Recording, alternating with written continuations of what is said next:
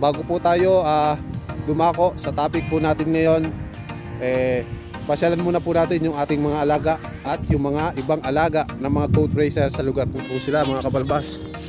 Yan, mainit po kasi kaya yan. Pero okay naman po at may nanililiman naman po siya ng, sa ilalim ng pilapil.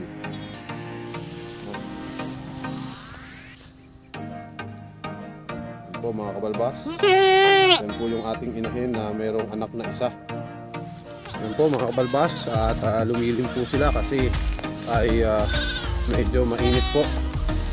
Siguro ay yan, pa-summer na po kasi kaya yan po yung ating mga alagang kambing. At yan po ay buntis. Yan. At ayun po yung ating isang alaga na barako. Yan. Pagod na pagod po sila dahil sa init ng araw. Yan, lumililim po sila. At merong baka po dito. Yan, baka. Ayun, nilalapitan po yung camera po natin, inaamoy-amoy. Yan, nakita niyo po, meron pa po ditong kambing. Hindi po sa atin yan. At dahil sa lawak po ng lugar, yun po, nakita niyo po, lawak po yung lugar po natin dito para sa suga ng kambing. Kaya napakagandang pag-alaga po ng kambing. Pinahin po yan mga kabalbas.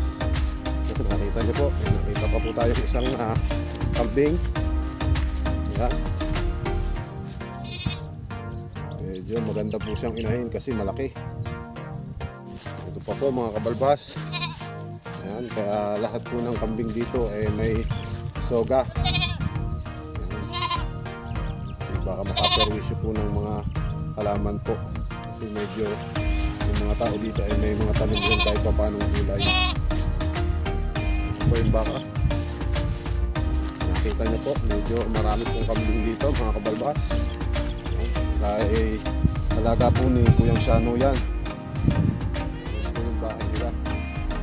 Malapit lang po at sa likod po nila ay sogahan na. Yan. Kita niyo po mga kabalbas. Ito, nakita po tayo ng bagong panganak na kambing. Bagong panganak na kambing mga kabalbas. Yan po, napakalaking inahin po yung kanilang mga magulang. Magandang klase, wala pong sungay. Yan po yung iba nilang mga alaga. Hindi na po natin pupuntahan. Isa, tapos yung isa pa po doon, dalawa. Medyo marami po siyang alagang kambing. Opo.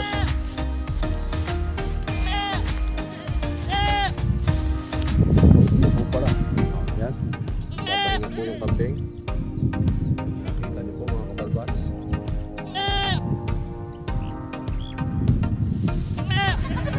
Magulang niya.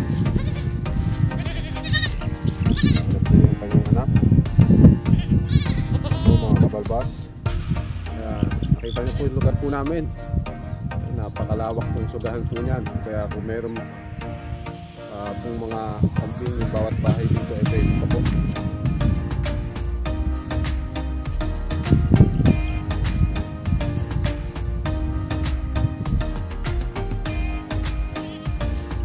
At ito tayong konti mga kabalbas. At pupuntahan pa po natin yung mga alaga po ng ating leg na mga kambing. Ni Kuyang Maxi, shout out po sa inyo. Yan. Tingnan po natin mga kabalbas. Ito po tayo sa napakalawak na lupa.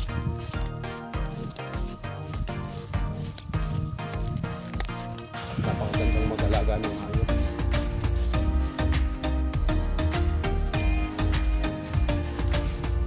At lang po tayong konti mga kabalbas. Nandito na po yung mga iba pa pong mga alaga pong mga kambing. Napuntahan po natin dito.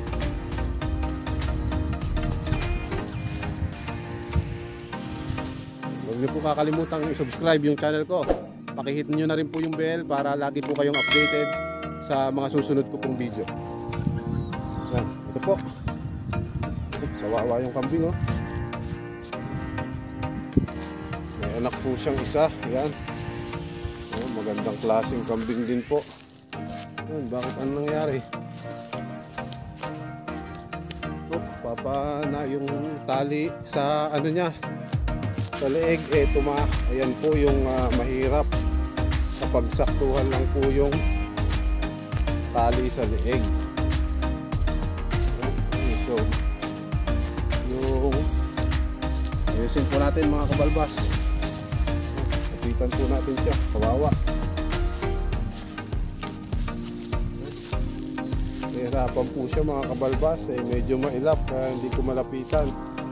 Naawa man tayo sa kambing, ayaw niya po magpalapit. Tingnan niyo. Yan. Sunod po, abangan niyo po yung aking video paano po gumawa ng soga ng kambing. Yan, nakita niyo po. Mga kambing po nila at ni ating Lenyan.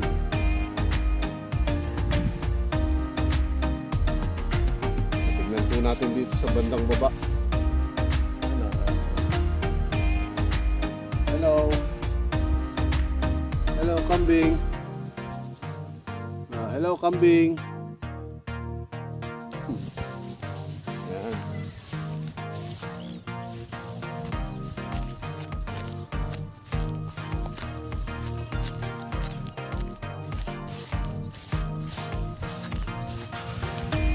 Ayan pa po yung isa po niyang raga. Hello kambing. Me. Hindi kasi natin alaga kaya mailap. Ito po yung isa po nilang kambing. Yung barako. May sarili na pala silang barako. Barako o inahin? Inahin po. Mukhang barako. Pero inahin po siya. At puntahan po natin yung isa pang nagkakambing dito.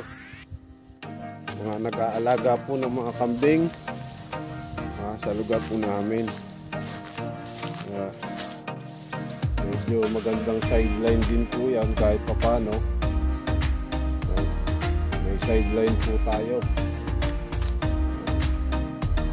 sa pag-aalaga ng kambing. Kita nyo po, napakagandang lugar po namin para mag-alaga po ng alagang kambing. Malawak ang sugahan. Tingnan po natin yung alaga po ni Kuyang Mark na kambing. Yan, magandang balita po mga kabalbas. At nanganak na po yung ating paalagang kambing. Ayun po si Kuyang Mark, siya po yung nag-aalaga. Yan. Tingnan po natin yung inahin.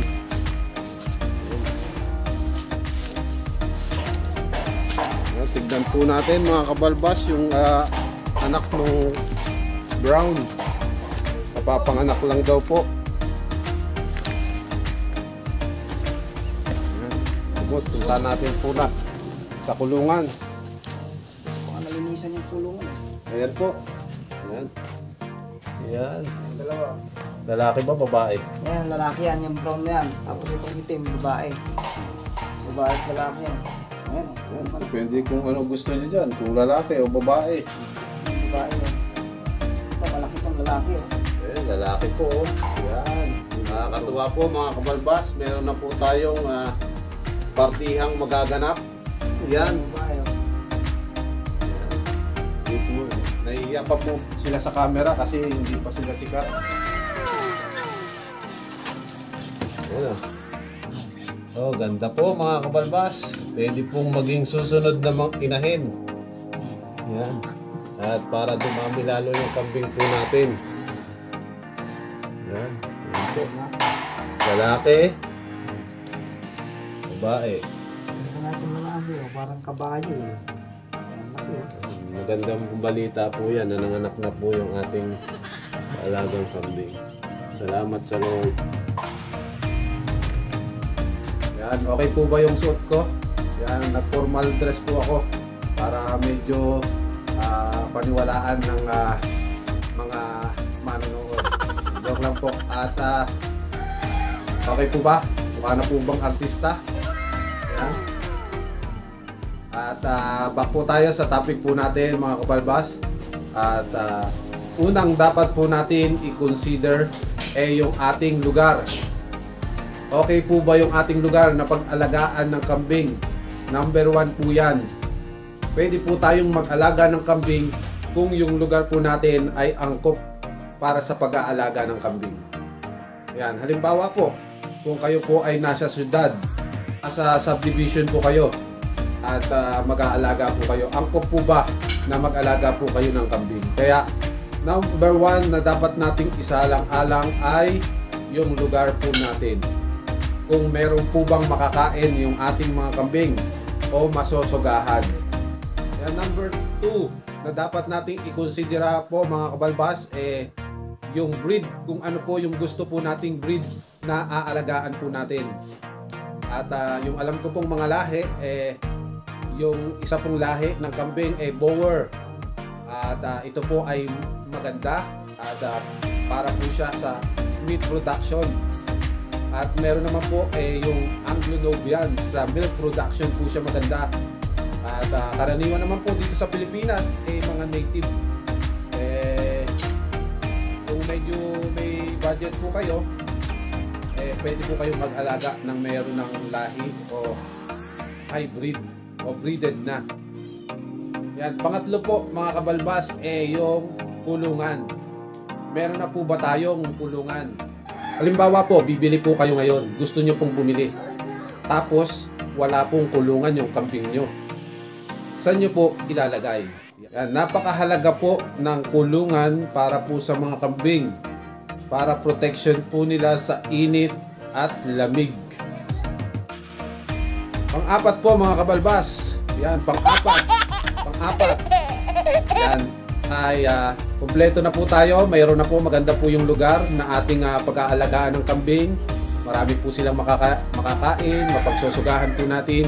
May mga green na mga damo, ibang klaseng mga damo na kanilang makakain. Okay na rin po, nakapili na po tayo ng ating aalaga ang kambing, kung native, Boer o Anglo-Nubian. At okay na rin po, meron na pong kulungan. Ito po yung dapat nating i-consider huling-huli po yung ating mga asawa. Yung approval po nila. Yan, kung papayag po sila na bumili po kayo ng kambing.